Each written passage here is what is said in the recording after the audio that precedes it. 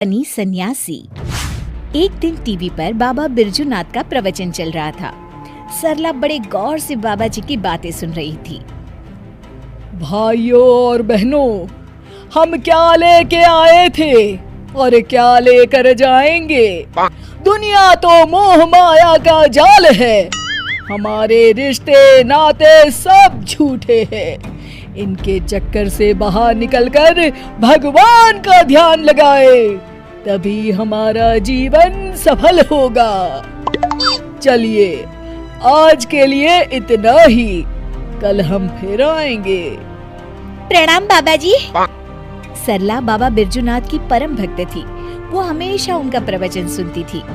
एक दिन, सरला, जल्दी से मेरा नाश्ता लगा दो, मुझे देर हो रही है भाई। तभी विनोद देखता है कि सरला अपनी आंखें बंद कर ध्यान की मुद्रा में बैठी है। अरे तुम यहाँ बैठी कौन सा मंत्र पढ़ रही हो? मेरा नाश्ता कहाँ है? सरला अपनी आंखें खोलती है और मुस्कुराकर जवाब देती है, क्रोध मनुष्य का सबसे बड़ा दुश्मन है, उस पर काबू करना सीखिए स्वामी। अरे ये स्वामी कौन है? मेरा नाम तो विवेक है, भूल गई क्या? और कब से भूखा बैठा हूँ, चलो ना मेरे लिए जल्दी से नाश्ता बनाओ ना तुम।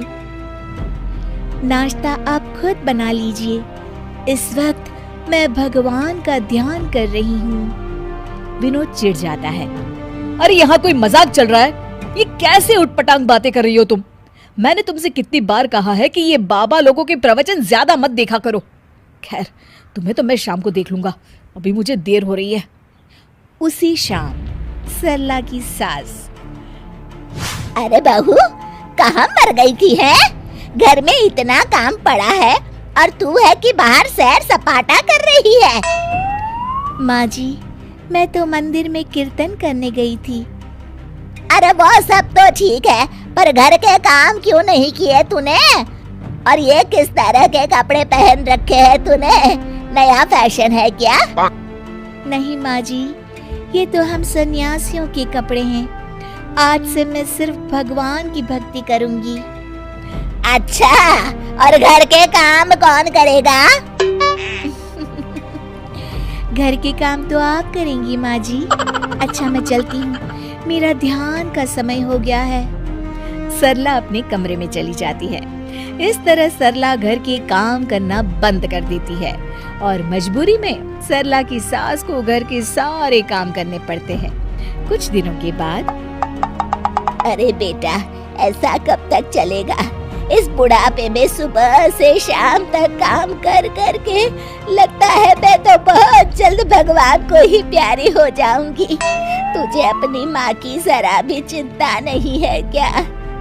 माँ, मेरी तो समझ में नहीं आता कि सरला का क्या करूं।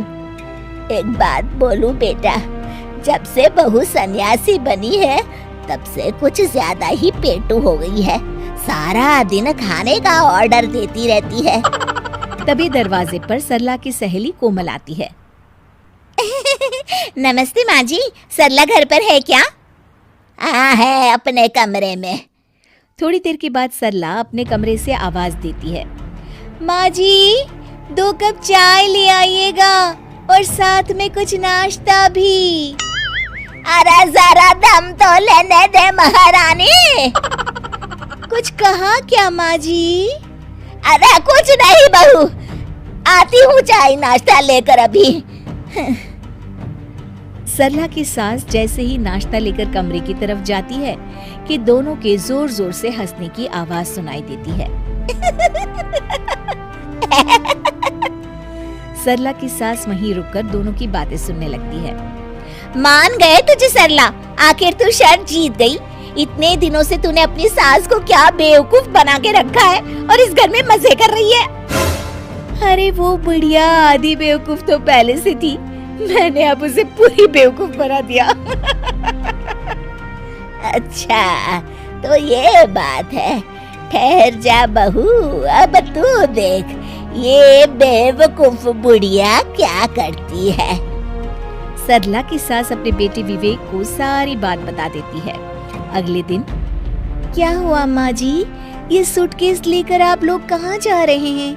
और आज आप दोनों ने मेरी तरह सन्यासियों वाले कपड़े क्यों पहन रखे हैं? बहू, आज से हम दोनों भी तेरी तरह सन्यासी बन गए हैं। इसीलिए मैंने फैसला किया है कि हम ये घर बेचकर हिमालय चले जाएंगे भगवान की तपस्या करने। हैं? लेकिन माँ जी, आप ये घर कैसे बेच सकती है? मेरा मतलब आपके हिमालय जाने के बाद मैं कहाँ रहूंगी? अरे तू भी तो सन्यासी है, और एक सन्यासी को घर की क्या जरूरत। चल तू भी अपना सामान बांध ले, चल जल्दी कर बेटा। बाबा बिरजूनाथ बिल्कुल सही कहते हैं। ये घर बार रुपए पैसे सब मोह माया है, इसलिए तो मैंने आज से अपनी नौकरी भी छोड़ दी है। अरे वो बिरजू बाबा पागल है, उसकी सुन के आप दोनों ने इतना बड़ा कदम उठा लिया। क्या कहा बहू तूने? अपने सामने कोई और रास्ता न देख वो सच कबूल कर लेती है। मुझे माफ कर दीजिए माँ जी, मैं आज तक नाटक कर रही थी। अरे तो हम कौन सा सच में सन्यासी बन गए, हम भी तो नाटक कर रहे थे। माँ ने बिल्कुल सही कहा। अब तुम्हारे ड्रामे का पर्दा गिर चुका है सरला। चल बहू चल, जल्दी से झाड़ू उठा और घर की साफ सफाई में लग जा। उसके बाद खाना बनाने की तैयारी भी तो करनी है ना तुझे। हाँ हाँ जी माँ जी।